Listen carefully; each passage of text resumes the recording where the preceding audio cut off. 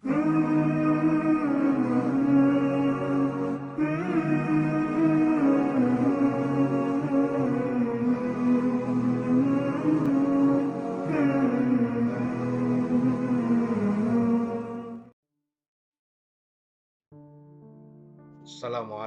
warahmatullahi wabarakatuh. Alhamdulillah, alhamdulillahilladzi arsala rasul bil huda wa dinil haq lut ala dini kulli walau karihal musyrikun. Asyhadu an la ilaha illallah wa asyhadu anna muhammadar rasulullah. Rabbi sholli sadri wa yassir amri waludatan min lisani yafqahu qawli, amma ba'd. Alhamdulillahirabbil alamin. Semoga semua yang melihat dan mendengarkan YouTube ini, channel ini, semuanya dalam kondisi sehat, tidak kurang suatu apapun, dan harus tetap semangat istiqomah menjalankan perintah Allah dalam beribadah-ibadah. Hablum minallah, hablum minannas. Salawat dan salam senantiasa kita panjatkan kepada junjungan besar Muhammad SAW, keluarga, sahabat, dan seluruh pengikutnya. Mudah-mudahan saya, jenengan semuanya masuk pada golongan Rasulullah SAW dan dapat syafaat dari Nabi Muhammad SAW. Saudaraku yang dimuliakan Allah, apa kabar hari ini? Sehat, alhamdulillah. Tema kita hari ini adalah anakmu bukan milikmu, anakmu bukan anakmu.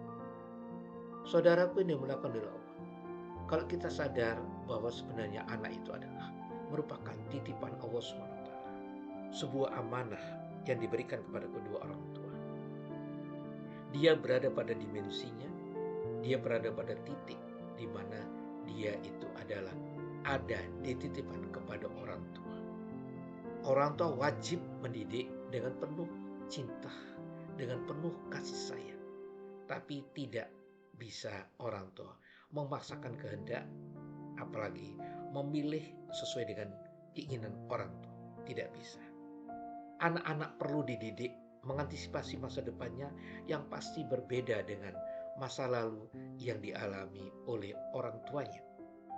Jangan perlakukan anak sebagai dewasa mini dengan memaksakan pikiran kita sebagai orang tua.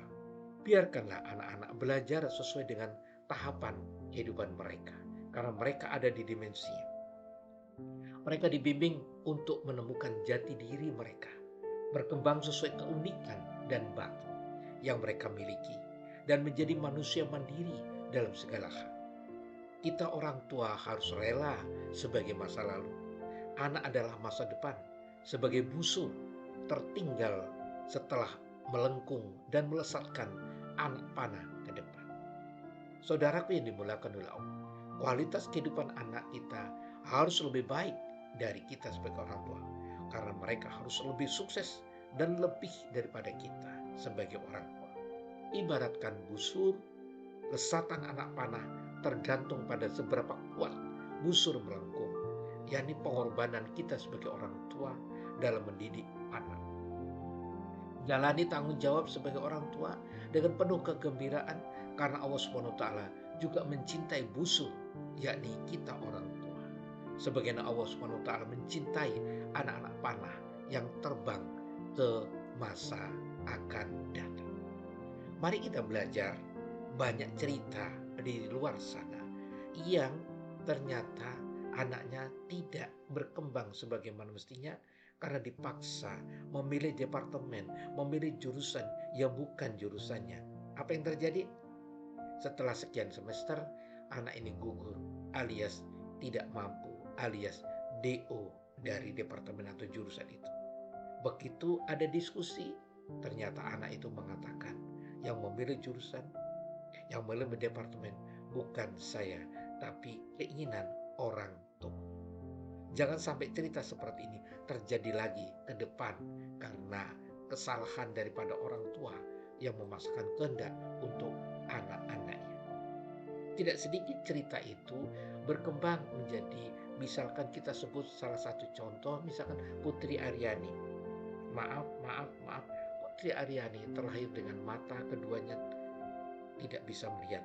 Namun betapa luar biasanya orang tuanya yang sudah mapan dengan bekerja akhirnya berhenti.